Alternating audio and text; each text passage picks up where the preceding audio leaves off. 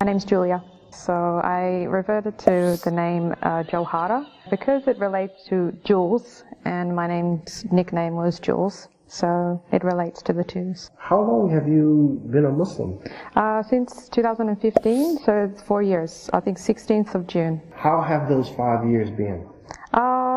Sometimes I think in the beginning it was hardest, but it becomes easier over time. Yeah. And the message to other reverts out there is just persist and stay on the straight path is all I can say. It gets easier. There's always judgment, I think, from everywhere. But as long as you have that relationship with Allah, it makes it a lot easier. How did your family take your reversion or your conversion to Islam? Being from an Orthodox background, it was very hard at the beginning, but I think over time when they see how much I've changed and with my prayers, just my general well-being has changed, they were happy. So I think it's taking a bit of time for them to really understand the reasons behind why I chose this religion. I wasn't actually baptized as a child, and my mother actually gave me the choice. So I said to her, this is my choice, and she understands, and now she's happy, and inshallah one day I want to teach my mom more about Islam. So that's something I would like my mother to be close to. Oh, were you married? Not married, no.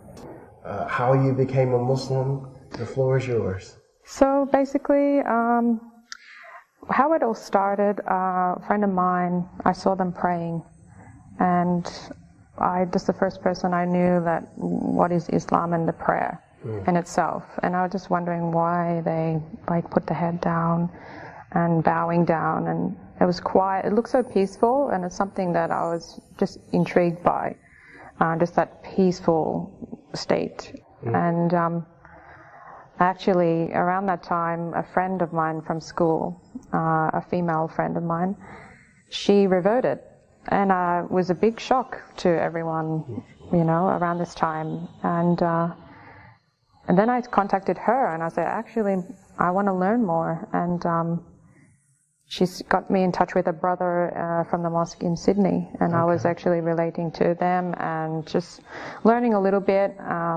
But then I did my own research, and I went down to a local bookstore. I didn't know where to find a Quran at that time. Yeah. I was determined to find one, and actually the bookstore, they had an English translation. Okay. I bought a scarf, and I wanted to find out more. So I just bought these 2 items on the same day, and I read like a small first few pages. And even then it's something like I used to read the Bible, and I've taken a lot of that information, and then I compare it to what I was reading in the English translation. Okay. It just made more sense in terms of how the Prophet Muhammad, peace be upon him, it relates to a person and a place, and the place was Mecca. Yeah. So it's something that was more real, more than something reading in the Bible. I found it's made more sense to me.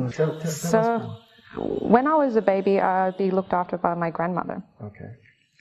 And she used to take me to this Orthodox church, Serbian Orthodox background. Now, is this in Sydney, Australia? No, this is Melbourne. Melbourne, Australia. Okay. This is in Keysborough. It's called Keysborough. Okay. And it's on Perry Road. Okay. So it's a little journey, actually, for me. It came up later in life, this particular place.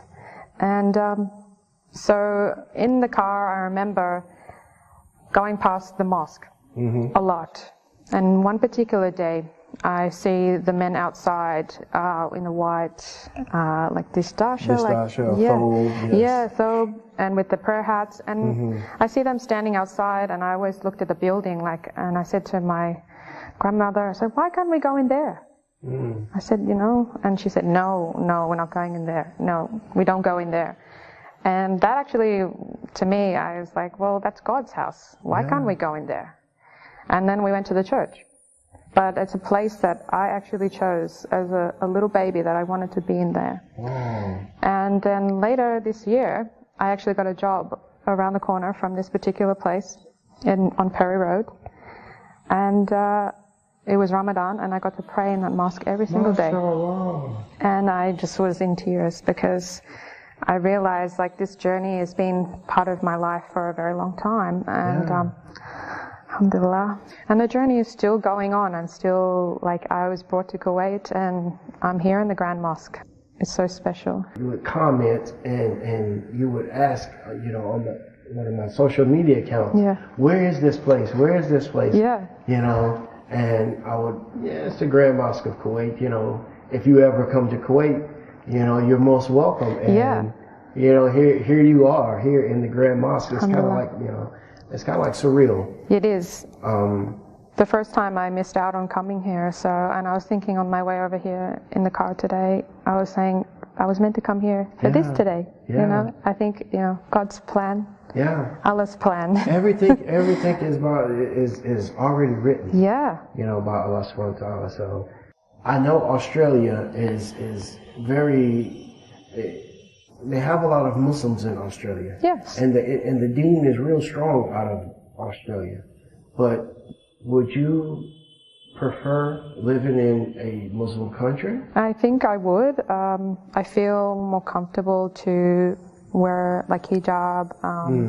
Not that it's not accepted in Australia, but I feel just more comfortable. Yeah. I feel like at home. It's not something I'm worried about someone looking at me differently. Yeah. And things on social media about Islam. It actually, you know, can taint someone's judgment on Islam itself. So, yeah, definitely feel a lot better being in an Islamic country as a revert, yes. It helps me grow my own deen in my person, like, to get better. You never stop learning. Yes, exactly. Yeah. I'm feeling now after 4 years, I'm still learning things. And I think that's, the beauty of it. It's a journey, and it's not always easy, but coming back to Allah and praying and, you know, asking for forgiveness is something you've got to keep doing. I really appreciate you taking the time while you're here visiting Kuwait to sit down with us. Thank you for having me. Yeah, it's been amazing. Thank you so much for this opportunity. It's been really great to come to the Grand Mosque and to finally meet you. Thank you. Thank you very much.